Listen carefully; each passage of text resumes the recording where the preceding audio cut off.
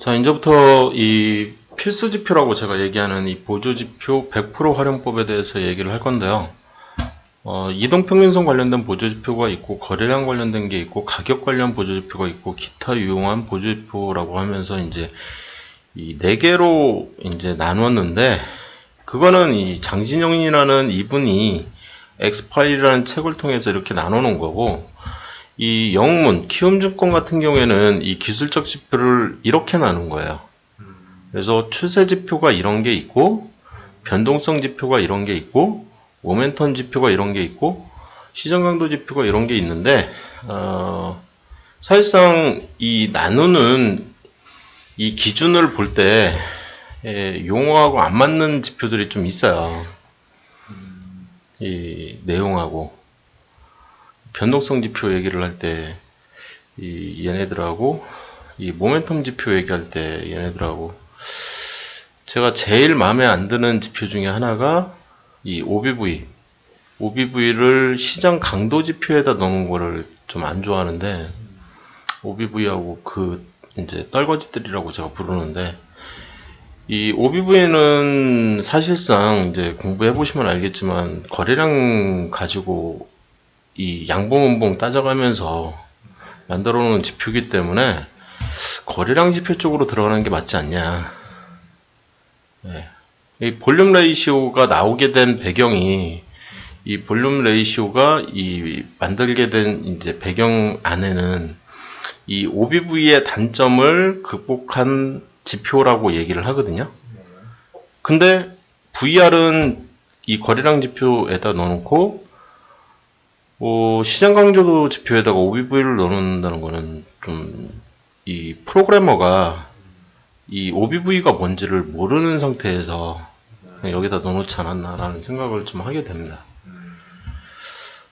뭐 좀 번외적인 얘기였고요. 이 다이버전스는 제가 이제 이 다이버전스를 볼 줄은 알지만 제 매매 기법에다가 쓰지는 않고 있기 때문에 버렸어요. 그래서 그레이 처리가 되어 있는 거고요. 이 그레이 처리 되어 있는 부분은 저는 이렇게 생각 안 한다는 거죠. 네, 이렇게. 그래서 번역도 그냥 필수 지표 이렇게 저는 얘기를 했으면 좋겠다. 그리고 차라리 필수 지표, 보조 지표 이걸 떠나서 그냥 기술적 지표나 이렇게 지표라고 얘기를 했으면 좋겠다. 보조 지표라는 용어는 안 썼으면 좋겠다는 겁니다. 사람들이 착각할 수가 있거든요. 그래서 이동평균선 관련 이제 보조 지표의 하나인 스토캐스틱 슬로우 얘기를 하려고 하는 거예요. 그래서 얘는 이제 과매도 구간이 있고, 이 일반적으로 사람들이 쓰는 거는 스토캐스틱 슬로우에 12.55를 많이 써요. 그래서 12.55라는 개념은 이쪽에서 이제 이 스토캐스틱을 검색하시면 되거든요. 그랬을 때 이 기술적 분석의 스토캐스틱인데, 이 나의 관심 지표에다가 스토캐스틱 슬로우를 집어넣어버리면 이 위에서는 볼 수가 없어요. 이렇게 검색을 했을 때도. 그거는 알고 계시면 되고. 그래서 이제 스토캐스틱부터 이제 얘기를 하려고 합니다. 그래서 아까 이제 12.55냐 533이냐 하는 얘기는 이 %K와 %D 얘기인데, 이 기술적 지표 설정을 스토캐스틱 가지고 이 12.55로 이렇게 설정이 돼 있어요. 일반적으로 이게 가장 일반론이거든요.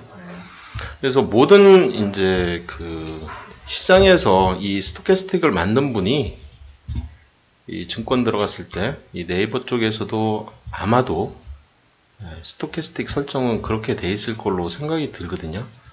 아무거나 아무 차트나 이제 하나 열어서 스토캐스틱을 열면 이쪽에 이제 보조 지표로 스토캐스틱 슬로우를 열면 얘가 얘 같은 경우에는 또 15.53을 쓰네요. 신기하게 15.53. 이거는 뭐 설정하기 나름이긴 한데 이건 좀 생뚱맞긴 하네요. 설정값은 바꿀 수 있어요. 이렇게 이 옆에서 기본값을 내가 이제 %K와 %D와 기간 설정을 이렇게 하게 돼 있는데, 저 같은 경우에는 이제 보통 이 값을 더 줄이는 거죠, 이렇게. 줄여서 5일 붓는 거고요. 그래서 얘는 3일, 3일. 그래서 이렇게 보거든요. 스토캐스틱 533으로. 이렇게 이제 설정을 다 바꿔줍니다. 그래서 얘하고 하나를 더 열어서 533하고의 차이가 뭐냐라고 했을 때 스토캐스틱 %K가 골든크로스가 나는 요 시점, 요 날이죠. 매수 신호를 이때 보내는 거죠. 근데 533은 이때 보내는 거예요. 이때. 한 템포 빠르죠. 이해되셨죠? 요때도 요날 이제 사라고 이제 보내는데 골든크로스가 12.55는 근데 533은 이 한 템포 빠르게 요날 사라고 이제 보내는 거거든요. 근데 제 봉쇄계 매매법을 보시면 알겠지만 제 봉쇄계 매매법의 매수 시그널하고 얘가 비슷해요. 비슷하게 띄우거든요. 제 봉쇄계 매매법을 보시면 그래서 533을 쓰니까 제 매매법하고 동일해져서 쓰는 거예요. 나중에 알게 된 사실인 거죠. 어떤 책을 읽다가 스토캐스틱은 12.55였는데 어떤 책 보니까 533을 쓰기도 한다 이런 얘기를 막 하는 거예요. 그리고 자기는 533을 쓴다. 그래서 533을 이제 한번 본 거죠. 이렇게 열어서 봤더니 제 매매 타이밍하고 너무 비슷한 거예요. 그래가지고 얘를 아예 바꿔서 써버려야 되겠다 이렇게 이제 생각을 한 거죠. 저도. 그래서 저는 이제 533을 쓰고요. 단기 관점이기 때문에 그래요. 저는 스윙 트레이딩을 하는 사람이기 때문에. 그리고 이제 또 많이 쓰는 게 이 12, 12를 또 이 장기 관점에서 쓰는 사람들은 많이 쓴다고들 하는데 저는 이제 안 쓰죠.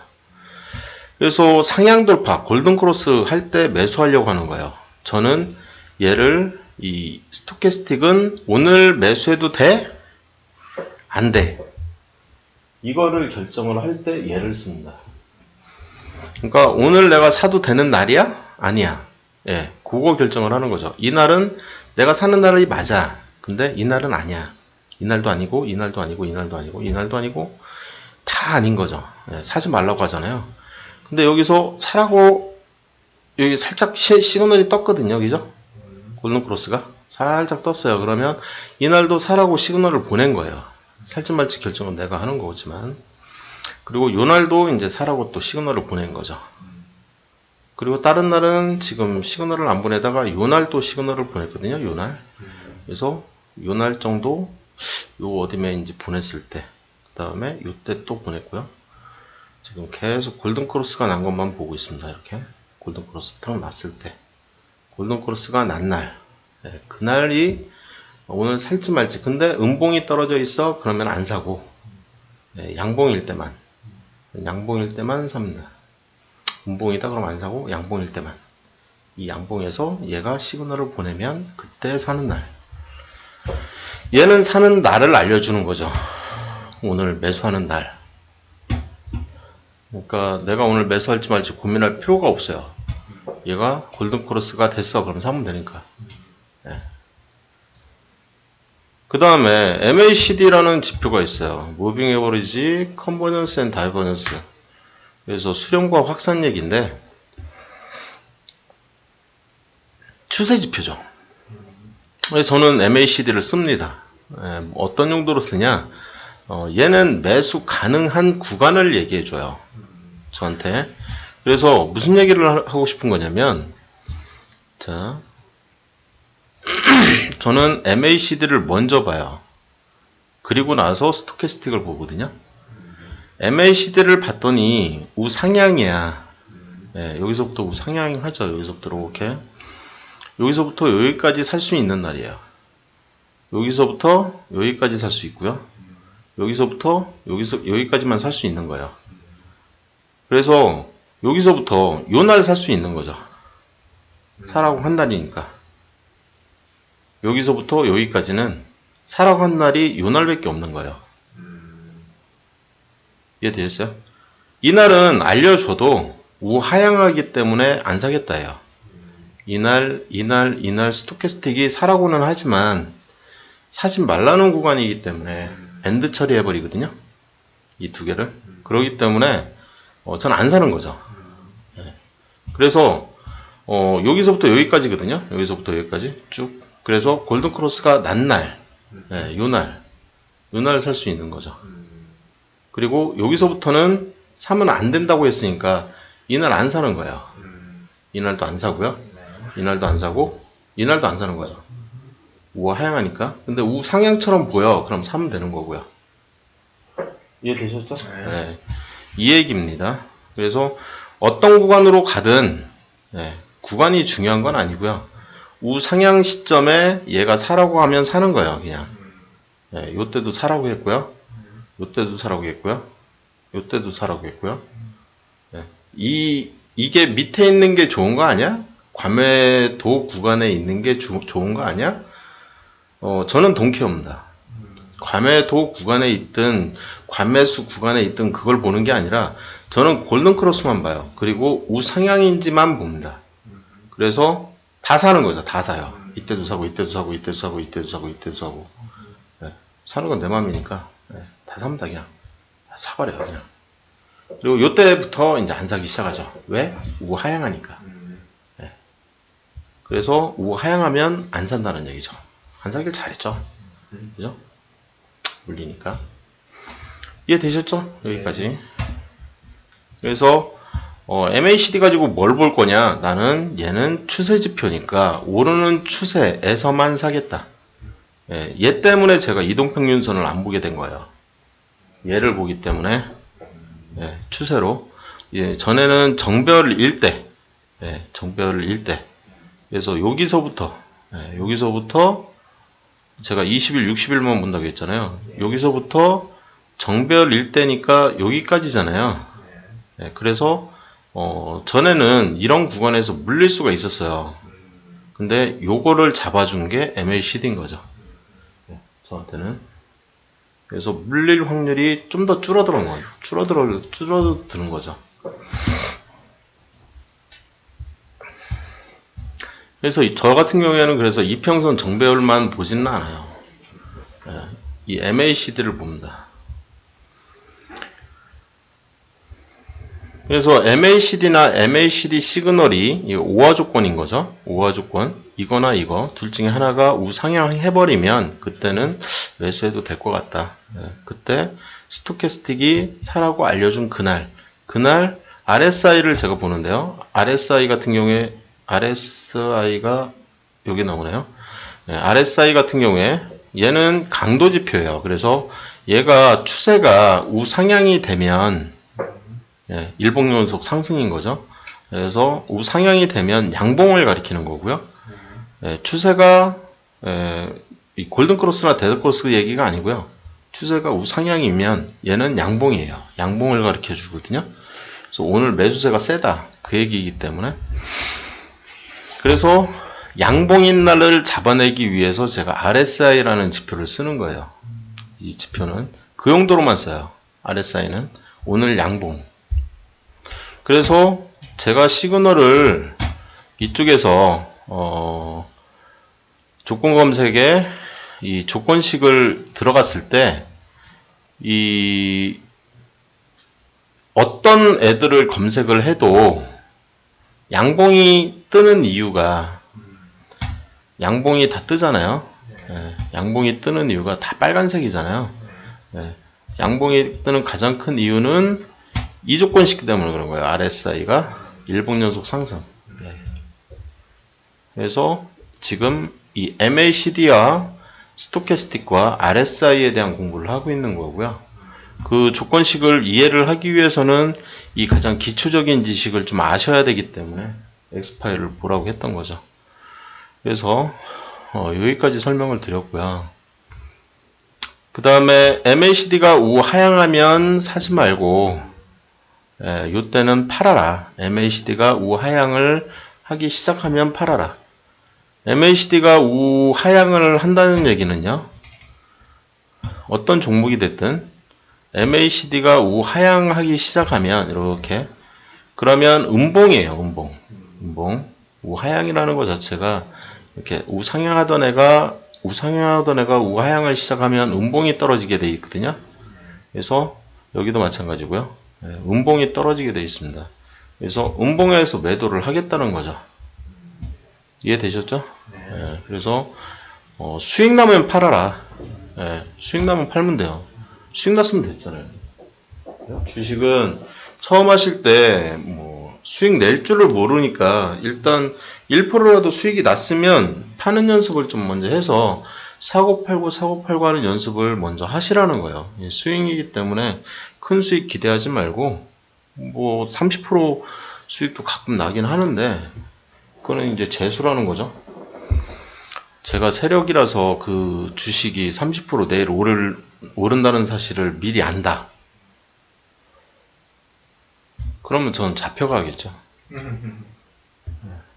재수예요, 그냥. 그래서 수익이 안 났어. 그러면 우상향할 때까지 기다렸다가 물 타면 되는데 얼마나 물을 타면 되냐? 3% 이내가 되게 물을 탔으면 좋겠다. 이 얘기입니다. 그래서 내가 어느 날 이제 샀어요. 근데 자 꼭대기에서 물렸어. 예를 들어서 일봉으로 볼게요. MACD를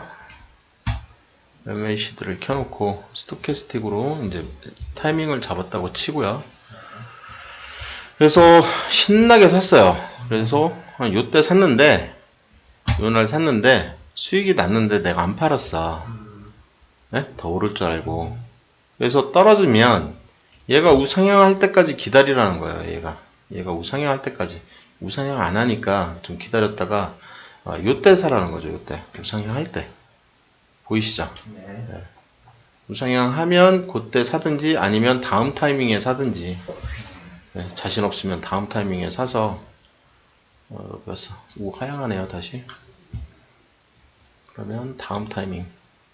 우상향하는 요 타이밍 또는 요 타이밍. 타이밍은 계속 잡히니까 얘는 굉장히 자주 나오거든요. 533이라서 굉장히 자주 나오니까 요 타이밍에 못 잡았다. 요 타이밍 못 잡으면 또 다음 타이밍 잡으면 돼요. 계속 우상향하는 추세에서 이렇게 타이밍 잡아가지고 물 타놓으면은 3% 이내가 되게 물 타놓기만 하면 다음날 바로 털 가능성이 높기 때문에 그러는 거거든요. 이해되셨죠? 네. 그런 얘기가 이 얘기입니다. 그래서 이 정도만 알고 있어도 이제 돈 버는 데는 큰 문제가 없겠죠. 그죠? 이게 가장 기초 매매법이에요. 기초 매매법. OBV, 온바런스 볼륨이라고 하는데요. 이 세력의 매집 여부를 알려줘요. 그러니까 이 기관이나 외국인이나 이 슈퍼맥이나 슈퍼개미 얘기를 제가 계속 하는데 이 세력들이 매집을 할 때 이 OBV를 보면 OBV라는 지표는 얘인데요. 얘를 보면 얘가 이렇게 내려가면 주가도 같이 내려가요. 저 위에 보시면 여기 주가도 같이 내려가고 얘가 올라가면 주가도 같이 올라가는 거거든요. 이게 일반론이에요. 이게 일반론. 그래서 얘가 막 쳐내리면 같이 내려가는 거죠. 주식이. 그러다가 이제 얘가 올라가면 같이 올라가고 내려가면 같이 내려가는. 이거는 2천억 이상입니다. 2천억 이상. 시가총액이 여기 시가총액이 보면 1조죠. 얘는. 그래서 한 5천억 정도 이상인 애들은 이게 싱크로율이 되게 좋아요. 얘하고. 그래서 같이 움직이는 거죠. 얘가 올라가면 같이 이렇게 올라갔다가 떨어지면 같이 떨어지고 같이 올라가면 같이 올라가요.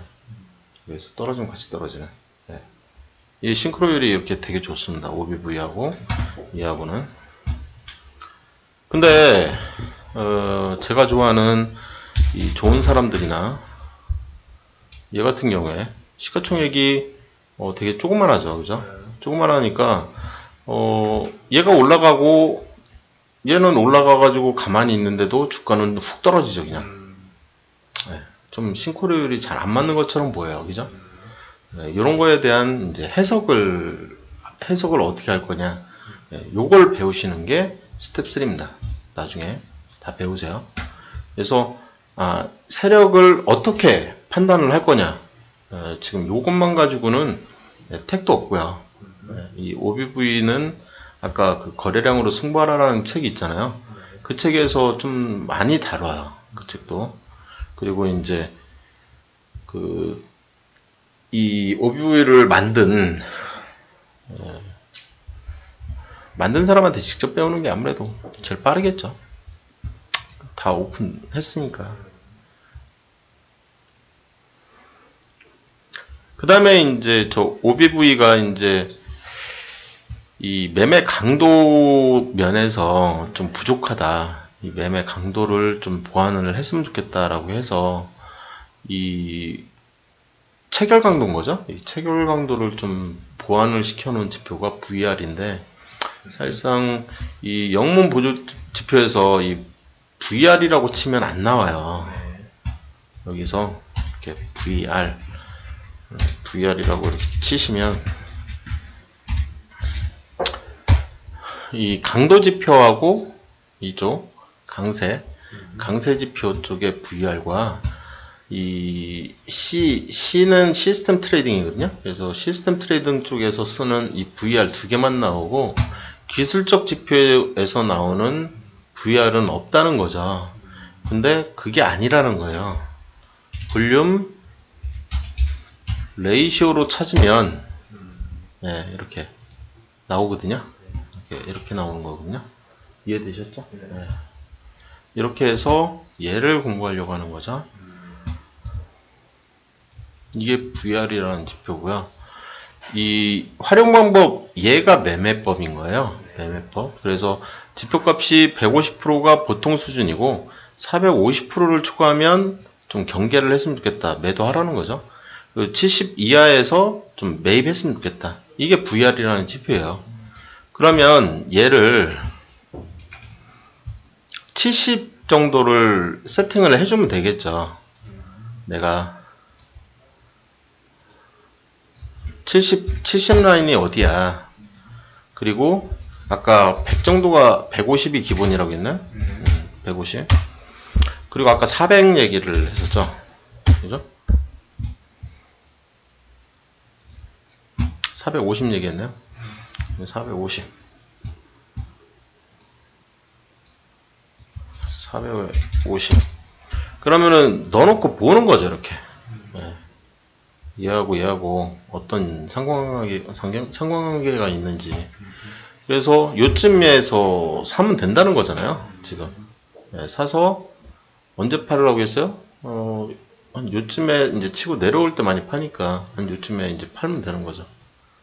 이해됐어요? 네. 이렇게 밑에서 치고 올라올 때 사는 거거든요.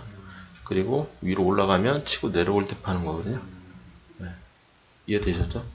네. 얘만 이 지표만 그렇게 쓰는 게 아니고 일반적으로 이제 RSI 같은 지표도 그런 식으로 많이 써요. 그래서 여기서 치고 올라갈 때 샀다가 치고 내려올 때 팔려고 하는 거거든요. 밑에서 뭐 얘 같은 경우에는 이제 기준이 이제 50이 하나 더 있는데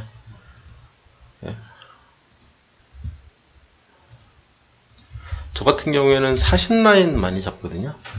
40 라인을 잡아주면 40을 치고 올라가는 시점, 그리고 리테스팅이 나거나 이렇게 밑으로 내려갔다 올라가는 시점을 리테스팅이라고 하거든요.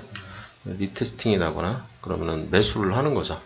그래서 치고 내려오는 시점이니까 이 정도 시점이 되는 거죠. 그죠? 이해되셨죠? 그렇게 해서 잡아주는 게 여기서 이제 치고 올라갈 때 사서 위에서 이렇게 데드크로스가 아니라 이제 이렇게 이 리테스팅의 반대 났을 때 이제 팔고 나오려고 하는 거고, 그리고 여기에서 이렇게 치고 올라갈 때 사서 이쯤에 이제 팔고 나오려고 하는 거죠. 대충 이거 해석하는 방법이. 그래서 요런 것들을 배우시려면 지금 엑스파일에서 배울 수 있는 건 아니고요. 최소 요거를 보셔야 돼요. 최소 요 이후에 이제 한두 개 좀 더 보시긴 해야 되지만 좀 처음 듣는 얘기가 나오신 거죠, 그죠? 이런 얘기는 처음 들어보잖아요. 그래서 이 엑스파일에서 다루는 얘기는 아니에요. 이런 얘기를. 그래서 내가 이 엑스파일과 영문을 어떻게 결합시켜가지고 보면 되는 건지, 이렇게 이제 보면 되는 거기 때문에, 그걸 같이 배우시는 게 좋죠. 아무래도. 볼린저 밴드 얘기를 할 건데요. 볼린저 밴드는 아까 제가 소개한 책으로 한 권짜리죠. 그죠? 존 볼린저가 쓴 책이고요. 볼린저 밴드는. 볼린저 밴드 투자기법은 자기 이름을, 이 밴드 이름이 뭐야? 라고 했는데 밴드 이름이 없었어요. 그래서 이 밴드 이름이 뭐냐고 물어봤는데 네 이름이 뭐냐고 이제 잘못 착각해가지고 볼린저, 자기는 볼린저라고. 근데 이게 볼린저 밴드냐고. 그래가지고 볼린저 밴드 투자기법이거든요. 예, 볼린저 밴드 투자기법입니다. 이 심리지표고요. 그러니까 이 심리지표라는 얘기를 할 수밖에 없는데 이 볼린저 밴드를 좀 이해를 하시면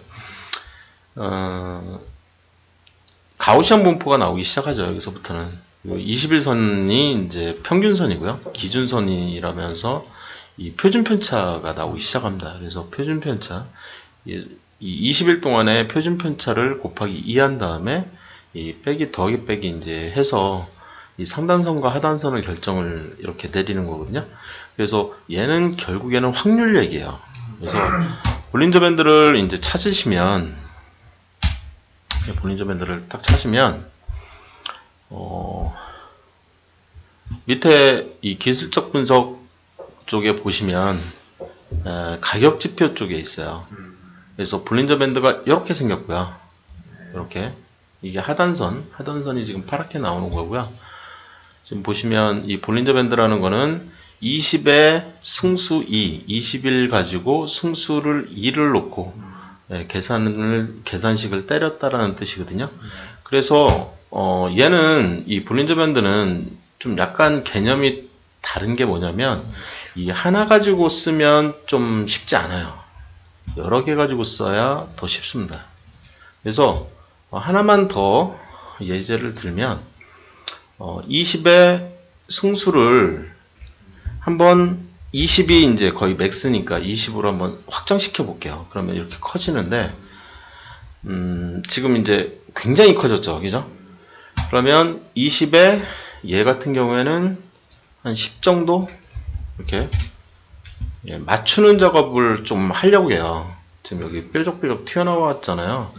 그래서 100% 라인을 좀 맞추려고 하다 보니까 지금 이 10도 안 맞고 있는데 제가 100% 작업을 조금 하거든요. 이렇게. 그래서 한 6 정도 집어넣어주면 이렇게 튀어나왔죠. 지금 저쪽은 어떤 거 볼게요. 여기도 튀어나왔죠. 그러면 6 가지고도 안 되니까 한 7 정도? 7이나 8 정도가 맞을 것 같거든요. 지금 이렇게 8 놓으니까 여기는 벌어졌네요. 이쪽도 다 벌어졌네요. 그죠? 100% 라인이 형성이 안 됐죠. 그러면 7이겠네요. 아까 6하고 이렇게 지표값 하나를 100% 라인을 만들어 놔요. 얘가 이제 100% 라인이라고 불러도 되겠죠. 그죠? 6은 튀어나오니까 100% 라인. 그죠? 2 이상 안 오른다는 얘기야. 2 이상 올라간 적이 한 번도 없다고요. 이게 확률이라고요. 얘는 97%? 그 정도 확률이고요. 97% 확률인데 요 사이에 요 날 이 기준선을 사이에다 두고 이 맥스 여기 최소 여기 요 사이에 들어올 확률이 90% 이상. 90%는 된다는 게 이게 볼린저 밴드거든요. 요 날은 요게 이제 기준선 기준으로 바깥으로 툭 튀어나왔잖아요. 이거는 이제 3% 안에 든 거죠. 확률이. 그럴 확률이 있는 볼린저 밴드가 요 안에 있는 거고요. 밖에는 그럴 확률이 없는 거죠. 100%. 요 안에 있을 확률이 100%라는 거예요. 이 위에 있는 게 왜 필요하냐면 맥스로 먹고 싶은 거예요. 맥스로. 네. 그래서 위에 있는 이 최고점 여기를 터치해도 안 팔겠다는 거예요. 여기를 터치를 해도 안 팔고 여기를 뚫고 올라갔다가 떨어지면 그때 팔으려고 하는 거거든요.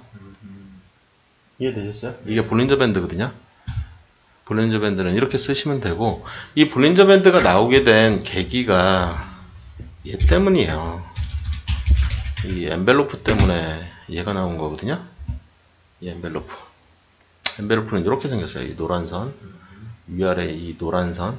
이 노란 선은 그냥 통짜예요. 통짜. 보시면 알겠지만, 이 볼린저 밴드를 날리면, 이렇게 21선 빨간 선을 기준으로 위아래 띠를 이렇게 만드는 거죠.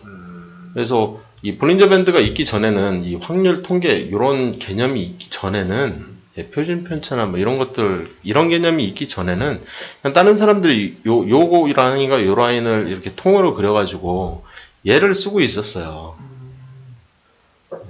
그리고 이런 비슷한 게 이제 추세지표 쪽에 ADX나 ADX가 아니라 비싸였나? 아닌데. 파라볼릭.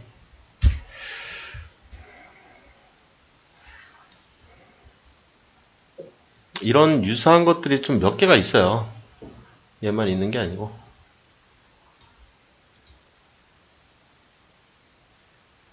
갑자기 생각이 안 나네요. 제가. AD 이쪽이었나? 운동성 지표 ADX, ATR 밑에 있는 지표인데 기억이 안 나네요. 요즘에 제가 안 쓰는 지표들이라 다. 볼린저 밴드도 요즘엔 안 쓰고 이 엔벨로프도 제가 안 쓰고 있어가지고 이 밑에 있는 게 이제 뭐 지지선이고 뭐 이 밑에 있는 게 이 위에 있으면 얘가 지지선이고 뭐 이런 얘기들을 막 하거든요. 근데 보시는 바와 같이 잘 안 맞아요. 네, 그래서 이 볼린저 밴드도 아까 이제 처음에 딱 세팅해 놓은 20의 승수위가 잘 안 맞잖아요. 그래가지고 그렇게 하는 것보다는 이제 다른 방식을 쓰는 게 더 효율적이라서 네, 그래서 이제 저 같은 경우에는 둘 다 버렸죠. 이 작년, 재작년 정도만 해도 제가 이 볼린저 밴드를 좀 많이 썼었어요. 근데 볼린저 밴드가 좀 귀찮은 게 뭐냐면 이 종목마다 세팅이 좀 다 다르거든요. 종목마다 세팅이 좀 다르게 들어가다 보니까 이 종목 볼 때는 이렇게 세팅해야 되고 저 종목 볼 때는 또 20의 승수 2는 이제 디폴트로 가져가면서 이 확률을 이제 100% 라인을 잡아야 되니까 이 100% 라인 잡는 게 이 회사마다 다 다르거든요.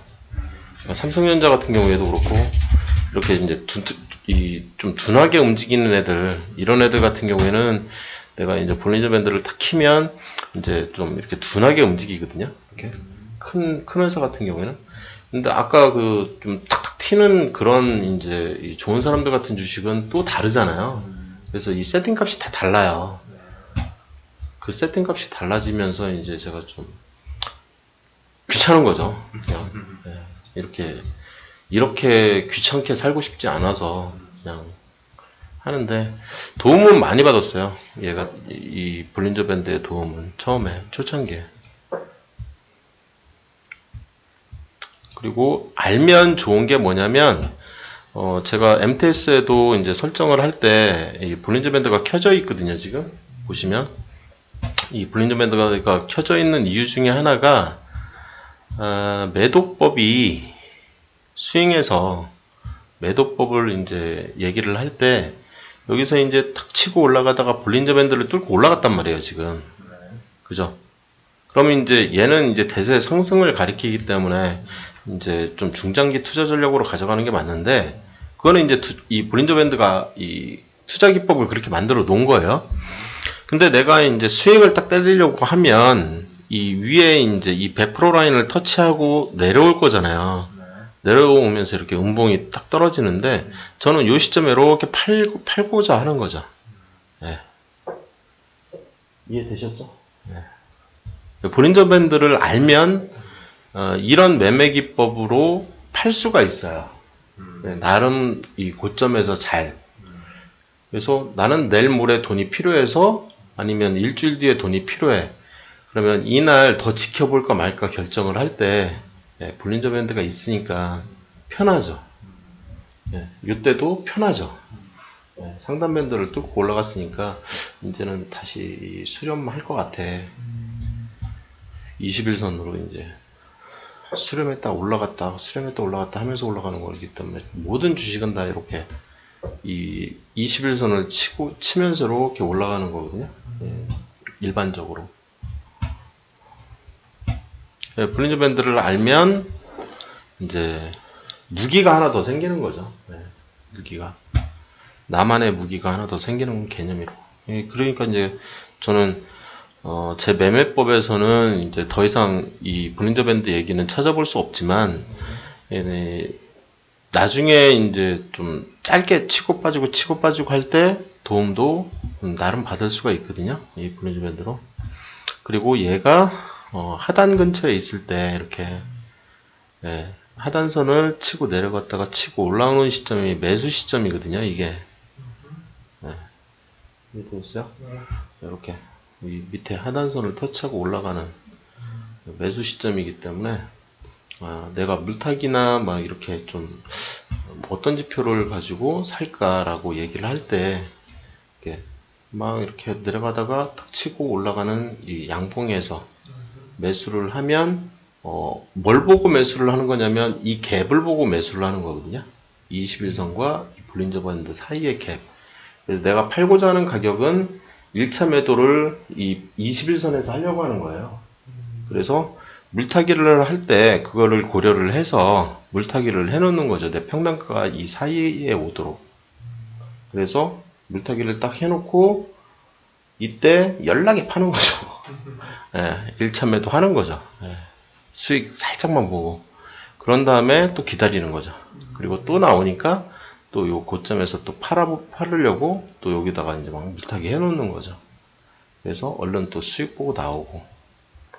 그래서 이 종목이 좋아 보인다라고 했을 때 평단가를 낮추는 작업을 할 때 써먹을 수 있는 전략인 거죠. 어떻게 보면. 이거는 이제 좀 재수가 없으면 이렇게 되니까 이렇게 되거나 이런 거는 이제 음봉이냐 양봉이냐 이제 그거에 따라서 좀 차이가 있긴 한데 주의해가면서 이격도 이등평균선에서 주가가 얼마나 떨어져 있냐 이걸 나타낸 지표가 있다는 거예요. 그래서 이격도 역시 이쪽에서 찾아볼 수가 있고요. 이격도 치시면 그냥 기술적 분석에 이격도라고 밑에 보조지표로 이렇게 나와요. 그래서 기준선을 기준으로 해서 이렇게 밑에 이평선이 밑에 있으면 밑으로 나오겠죠. 당연히. 그죠? 이해되죠? 이건 어려운 얘기가 아니니까 얼마나 떨어져 있냐. 그래서 이거를 레이시오로 나타낸 거죠. 이렇게 비율로 나타낸 거고요. 개인적으로 저는 이 지표를 안 쓰기 때문에 너무 벌크하네요. 그레이 처리를 많이 합니다. 이렇게 RSI 요즘에 이 볼린저 밴드도 빨간색 많았었는데 요즘에 제가 안 쓰기 때문에 이렇게 그레이 처리 하셔도 되고요. 근데 모르는 것보다는 아는 게 낫거든요. 그래서 또 그레이 처리 하는 것보다는 그레이 처리하면 또 아무도 공부를 안 해요. 또 그거에 대한 문제가 또 있더라고요. 자기만의 매매법을 좀 이렇게 개발을 하라고 하면 하나라도 더 좀 알고 제대로 알고 이렇게 좀 했으면 좋겠는데 자꾸 제 매매법대로만 막 이렇게 하려고 하고 그럼 발전이 없잖아요. 그래서 이제 RSI 아까 얘기를 했고요. 그죠? 저는 양봉, 일봉연속 상승 그것만 생각하시면 되는데 이 RSI라는 지표를 제가 공부하다가 이제 이 기준선 0을 돌파하는 시점에 재미를 느낀 거죠. 얘를 하나 소개를 좀 해드릴 만한데 RSI라는 지표 아까 이제 나의 관심 지표에다 제가 넣어놨기 때문에 이 지표는 이제 이 기술적 분석에 기준선을 50을 돌파하는 시점을 볼 거기 때문에 얘를 집어넣어 주면 가운데 선이 하나가 이렇게 생기는 거예요. 그러면서 요 상향 돌파하는 요 시점 보려고 하는 거예요. 상향 돌파가 일어나면서 장대 양봉이 만들어진다는 얘기거든요. 근데 이 양봉이 꽤 크다는 얘기예요. 자, 이쪽을 보시면 엄청 크죠. 이쪽도 보시면 여기도 크죠. 그죠? 이렇게 크게 일어나는 부분들을 찾을 수가 있거든요. 여기도 많이 올랐죠. 그죠? 여기도 많이 올랐고. 이해되셨죠? 이게 RSI 14일 기준으로 했을 때 50 돌파를 하는 시점을 잡기 위해서 제가 아까 40을 봤죠. 40에서 매수를 때려 놓으려고. 요 앞에서 때리면 제가 매수를 해 놓으면 40을 돌파할 때 매수를 해 놓으면 50 돌파를 하면서 이렇게 확 올라가 버리니까 그런 것들을 이제 제 이 매수 기법에다 넣어 놓은 거죠. 전 종목 공통지표입니다. 전 종목. 이 RSI가 좋은 게 이쪽 보시면 100분율로 쓰고 있거든요. 그래서 뭐 좋은 사람들처럼 이렇게 왔다 갔다 하는 종목들도 보시면 이 급등 패턴들이 일어나는 게 막 상한가 때리고 막 할 때 이 50 돌파라는 거거든요. 이쪽도 마찬가지고요. 막 상한가 때리고 막 장난 아니죠. 이런 애들은. 그죠? 이런 지표들을 볼 때. 그래서 저는 이제 한 40 정도 이때 이제 살려고 하는 거죠. 요 밑에서 40에서 50 사이 이때 살려고 하는 거. 그리고 이제 사놓으면 이제 재수가 좋을 때가 있는 거고, 뭐 재수가 없으면 뭐 나는 사가지고 돌파할 줄 알고 샀는데 한 달 지나야 뜰 때도 있는 거고. 그건 이제 타이밍을 잘 잡아야 되는 거죠. 그 얘기는 이제 스텝 3하고 나중에 다 배우세요. 왜 왼쪽 시점보다 오른쪽 시점에서 잡으려고 하는 건지. RS만 보면은 안 나오고, 요것만 봐서는 안 나오고. 투자 심리선. 투자 심리선이라는 건 뭐냐? 이렇게 치면 기술적 분석으로 시장 강도 지표에 투자 심리선이 이렇게 나옵니다. 근데 유심히 보시면 알겠지만 이 투자 심리도라는 거는 얘를 보는 것보다 RSI 보는 게 훨씬 낫겠다라는 생각이 들게 만들어요. 그죠? 얘가 더 민감도가 높죠. 그죠? 얘는 음봉이면은 우하향해버리고 양봉이면은 우상향하고 막 굉장히 민감하게 반응하거든요. 얘가 얘보다 더 민감하게 반응하는 게 이 엘도레이 불파워라는 게 또 있는데, 얘가 이제 민감하기는 더 민감하죠. 이제 올라가면 확 튀었다가 이 윗꼬리 달고 내려오면 이제 확 내려갔다가 이런 패턴 만들어주는. 근데 RSI는 그렇지는 않고요. 그래서 순서를 따지면 얘가 제일 둔감한 거고요. 그 다음 민감한 애는 얘고, 제일 민감한 애는 엘도레이 불파워가 됩니다. 다 동일한 이제 이 매수 강도 지표거든요. 이게. 그래서 오늘 매수세가 센지 매도세가 센지. 그래서 매수세를 보는 게 황소예요. 황소. 황소는 주식시장에서 오르는 걸 나타내거든요. 이 곰은 떨어지는 걸 나타내는 거예요. 그래서 저는 이제 베어를 별로 안 좋아하기 때문에 저는 불파워 기준으로 항상 봅니다. 그래서 책도 있죠. 그죠? 이 엘도레이 불파워를 만든 이 알렉산더 엔더 그 양반이 쓴, 제가 그 책을 여기다 넣어놨죠. 여기다. 그래서 이 책의 제일 거의 마지막 챕터, 마지막 섹션 정도에 나오는 지표가 엘도레이 불파워 얘기를 합니다. 그때 이걸 배울 수 있는 거고요. 이렇게 많은 애들을 굳이 다 알아야 되냐? 알면은 조금이라도 더 벌어요. 예. 조금이라도 더 버는 거죠. 엘드레이 이 불파워가 이렇게 오늘 내가 이제 팔려고 하는데 얘는 계속 얘가 굉장히 센시티브가 있단 말이에요. 그래서 올라갔다 떨어진단 말이에요. 이렇게 올라갔다가 예? 이게 하루잖아요 지금.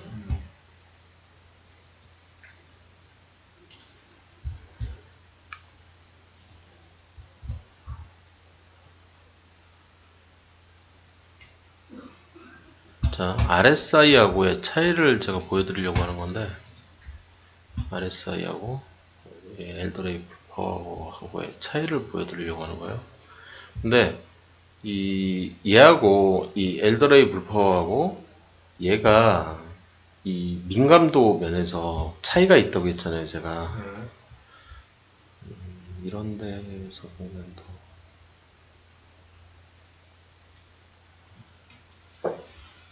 이렇게 하다가 이렇게 들어서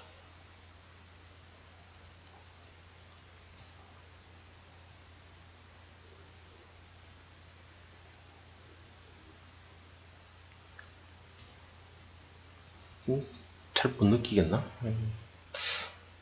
이렇게 얘기하면은 안 되겠네, 그죠?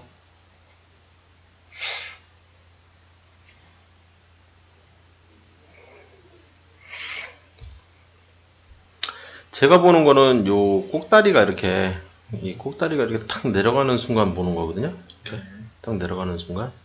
그래서 요 날까지도 홀딩할 수도 있어요. 얘가 홀딩을 할 수도 있거든요. 근데 봉의 크기를 봤을 때 14%면 제가 보통 5% 정도 떨어지면 팔아버리기 때문에 이날은 무조건 팔았겠네요. 떨어졌네. 이렇게 설명하기가 좀 쉽지는 않네요. 이런 거를 알면 좋다. 어찌됐든 저 책을 보면 알 수 있다. 아까 제가 얘기한 요 책이죠. 주식시장에서 살아남는 심리투자 법칙. 되게 재밌는 책이에요. 읽어보시면 이 책을 읽은 거의 모든 사람들이 되게 재밌게 잘 읽었다고 그런 얘기를 많이 하더라고요. 그리고 이 책을 읽고 나서는 저한테 고마워 하시는 분들이 되게 많았어요. 이 책을 소개시켜줘서 고맙다고.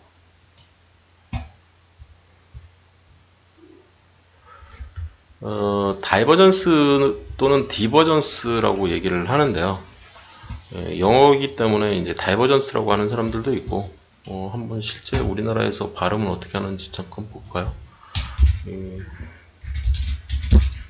다이버전스라고 하기도 하고, 디버전스라고도 하고, 여기 디버전스라고 하고, 다이버전스고, 둘 다 맞다는 얘기네요. 그죠? 발음이. 미국식, 영국식, 뭐, 이렇게 돼 있는데,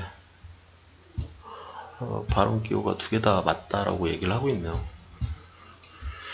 그래서 디버전스라고 이렇게 한국말로 이분 장진영 씨는 이제 디버전스라고 표현을 한 거고, 어디에 보면 이제 다이버전스라고 얘기를 하기도 해요. 그래서, 디버전스, 다이버전스, 이게 뭐냐? 시장 가격과 보조지표 움직임이 이제 불일치가 일어나는 시점을 찾는 거죠. 그래서 신기하다. 어떻게 이런 시점이 생길 수가 있지? 그러면서 그 시점에서 투자를 하려고 하는 거죠. 근데 여기에서 얘기하는 이 디버전스는 제가 쓰지를 않기 때문에 요 한 페이지로 끝나버렸네요. 그러니까 한 페이지로 끝나버렸네요. 그래서 여기까지 이제 얘기를 진행을 했고요. 이 기본적 분석 얘기는 사실상 이 책에서 다루는 영역, 이 책에서는 그냥 가장 기본에 해당되는 완전 기초적인 베이스 오브 더 베이스만 이런 완전히 이 최소한의 지식 그걸 여기서 이제 다룬다고 보시면 되고요. 그래서 제가 이 책을 처음에 읽게 하는 거예요. 그런 다음에 요 정도 얘기를 여기서 이제 이 PBR 파워 막 이런 이 생소한 용어들이 조금 설명이 나오니까 이 책에서 공부를 좀 한번 하고 그리고 나서 저쪽으로 넘어가자는 거죠. 저쪽으로. 그래서 제가 이제 이쪽으로 넘어가면 이 가치투자 발굴 비법 이 책에서 이제 좀 많이 설명을 하니까 이 책에서 이제 좀 하자는 거죠. 그래서 여기까지 일단 설명을 하고요.